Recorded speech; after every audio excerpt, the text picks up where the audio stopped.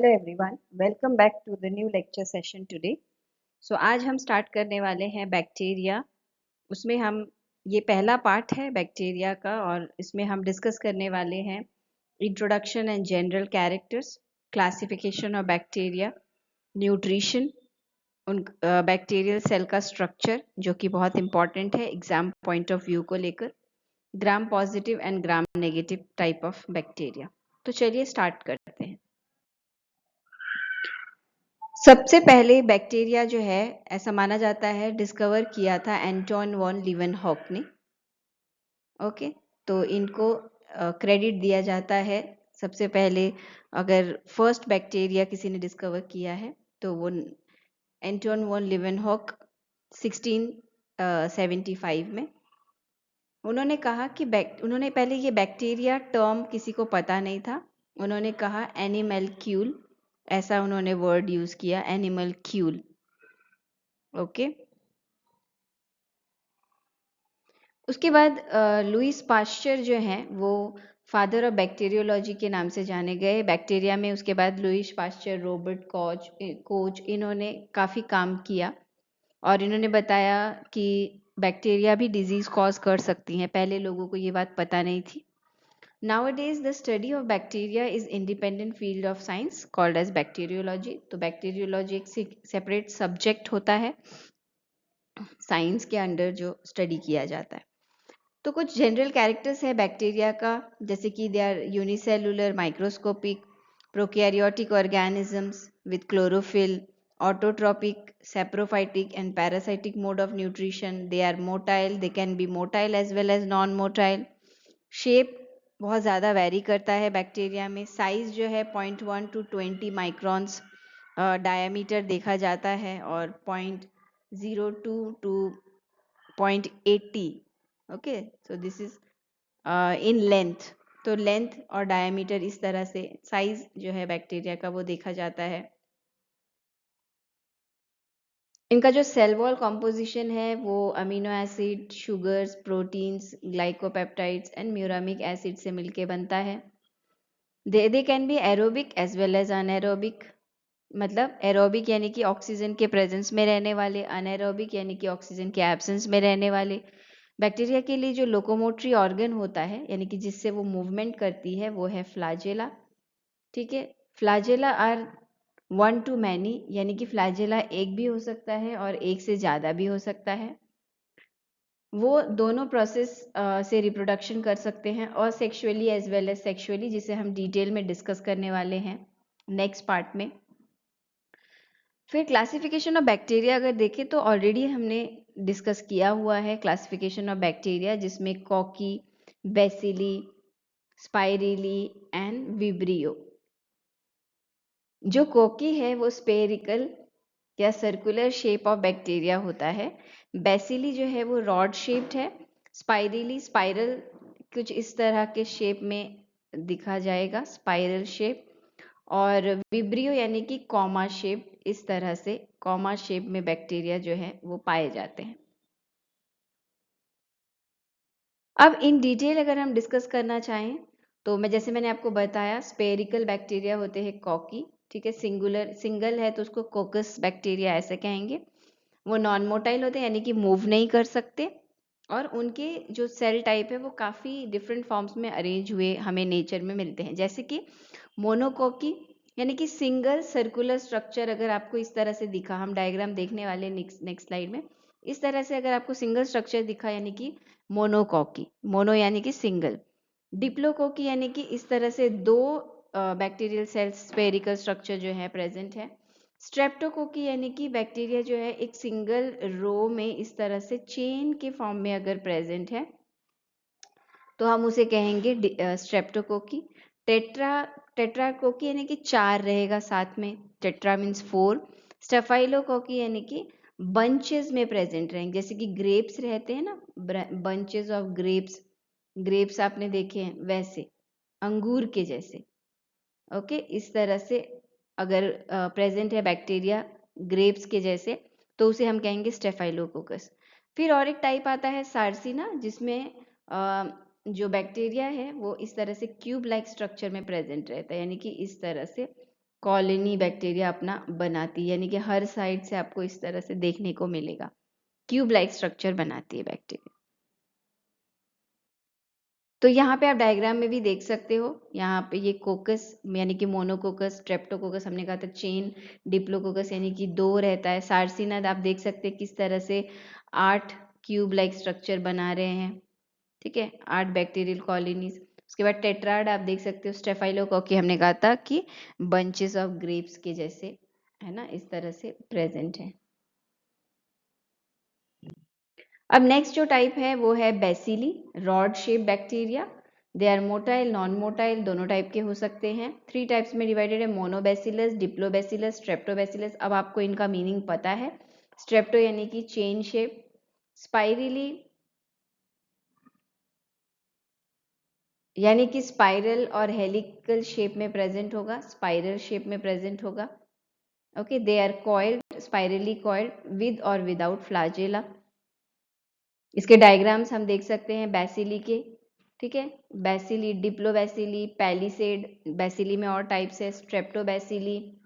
Then shapes of bacteria में हम जो कह रहे थे, डिस्कस कर रहे थे, विब्रियो, स्पाइरिलम, स्पाइरिचेट्स, ठीक है, vibrio, cholerae, comma shape bacteria में ये आते हैं। तो इस तरह के डायग्राम्स होते हैं। तो विब्रियो यानी कि कोमा शेप बैक्टीरिया जिनमें जनरली सिंगल फ्लैजेलम प्रेजेंट होता है। अब हम नेक्स्ट टॉपिक में आते हैं न्यूट्रिशन में। सो न्यूट्रिशन ऑटोट्रॉपिक एंड हेट्रोट्रॉपिक दोनों टाइप का होता है। ऑटोट्रॉपिक यानी कि खुद सिंथेसाइज करते हैं बैक्टीरिया, अपना फूड खुद सिंथेसाइज करते हैं। सो ऑटोट्रॉपिक के अंडर आता है केमोसिंथेटिक बैक्टीरिया, ओके, और केमोसिंथेटिक बैक्टीरिया यानी कि जो इनऑर्गेनिक सब्सटेंस को ऑक्सीडाइज करे और उसकी एनर्जी, उससे जो एनर्जी निकलती है उसको यूटिलाइज करे, है ना, और कार्बन और CO2, जो कार्बन से CO2 रिलीज हुआ है उससे वो ऑर्गेनिक मटेरियल बनाए, ठीक है। तो इस तरह से जो बैक्टीरिया केमिकल को हम कह सकते हैं ब्रेक डाउन करके एज ए एनर्जी फॉर्म में यूज़ करते हैं और उसी को एज अ स्टोरेज मटेरियल अपने बॉडी में स्टोर करते हैं, उन्हें हम कहेंगे केमोसिंथेटिक। केमोसिंथेटिक का मतलब है केमिकल सिंथेसाइज करने वाला।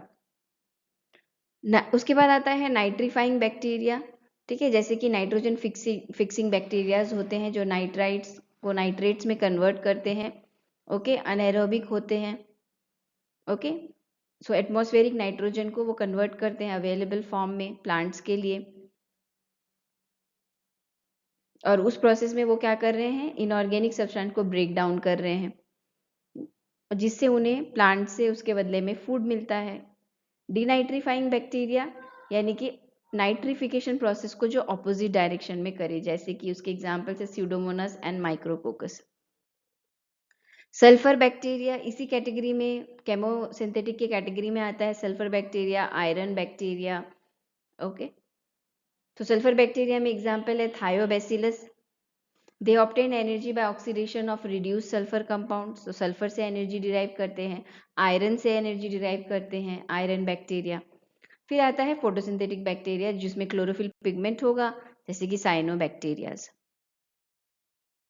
तो अब हम काफ़ी इम्पोर्टेंट टॉपिक की तरफ आ रहे हैं जो है स्ट्रक्चर ऑफ बैक्टीरियल सेल, और इसमें जनरली लॉन्ग टाइप क्वेश्चंस पूछने के चांसेस ज़्यादा रहते हैं with diagram and explain the parts, ठीक है। तो मोस्टली 6 मार्क्स क्वेश्चन यहाँ से आने के चांसेस रह सकते हैं।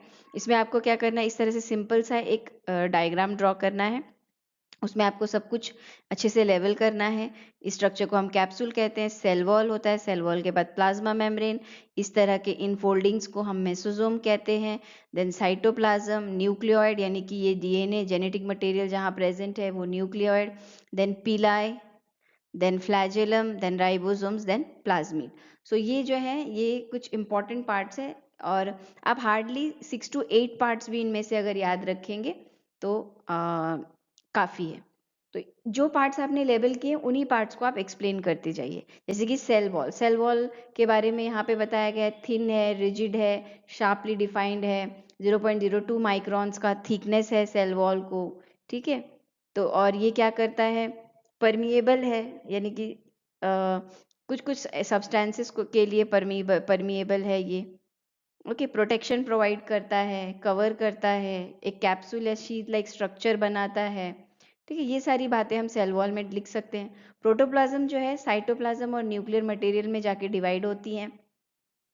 ओके, तो protoplasm is surrounded by thin elastic and selectively permeable membrane called plasma membrane. ठीक है, प्लाज्मा मेम्ब्रेन के अंदर होता है प्रोटोप्लाज्म, जिसके अंदर साइटोप्लाज्म और जेनेटिक मटेरियल प्रोटेक्टेड रहता है। तो ये दो पार्ट हमने एक्सप्लेन कर लिया। अब ये थर्ड पार्ट है साइटोप्लाज्म। सो साइटोप्लाज्म में कैसे प्रोटीन है, कार्बोहाइड्रेट्स है, लिपिड्स है, विटामिन्स है ना, जो सेल का बेस रीजन है, ग्राउंड रीजन, उस साइटोप्लाज्म कहते हैं।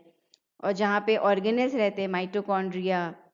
ओके, एंडोप्लाज्मिक रेटिकुलम बैक्टीरियाज में एब्सेंट होता है, बट माइटोकॉन्ड्रिया प्रेजेंट होता है। ओके, राइबोसोम्स प्रेजेंट होते हैं, पॉलीसोम्स, राइबोसोम्स, इंक्लूजन बॉडीज, मेसोसोम्स, ये सारी चीज़ें प्रेजेंट होती हैं। देन है न्यूक्लियर मटेरियल। सो आरएनए रहते हैं, डीएनए रहते हैं, और कुछ आरएनए एंड प्रोटीन्स रहते हैं न्यूक्लियर मटेरियल में। न्यूक्लियर मटेरियल बैक्टीरिया के केस में कंपलसरी डीएनए है। वायरसेस में आरएनए जेनेटिक मटेरियल हो सकता है, पर डीएनए बैक्टीरिया में कंपलसरी न्यू जेनेटिक मटेरियल है। आरएनए उसके साथ एसोसिएटेड रह सकते हैं डीएनए के साथ, और कुछ प्रोटीन्स भी रह सकते हैं। आई होप आपको ये बैक्टीरियल सेल स्ट्रक्चर क्लियर हुआ होगा।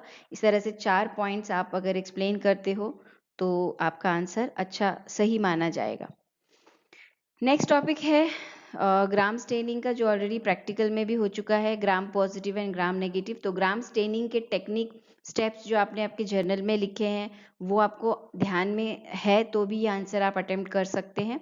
डिस्कवर्ड बाय क्रिस्टियन ग्राम 1884। ठीक है, तो ग्राम स्टेनिंग का मेथड किसने डिस्कवर किया था, और इसे ग्राम स्टेनिंग इनके नाम से ही कहा गया है ना। तो यहाँ पे हम क्या करते हैं, क्रिस्टल वॉयलेट, सैफरेनिन, इथाइल अल्कोहल जैसे केमिकल्स यूज़ करते हैं।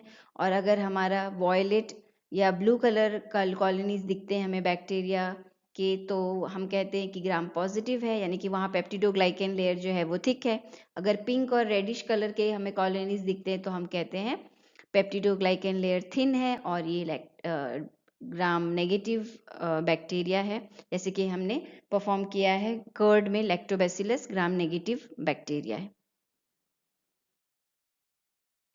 ये था पहले पार्ट का कंटेंट जो हमने डिस्कस किया आज।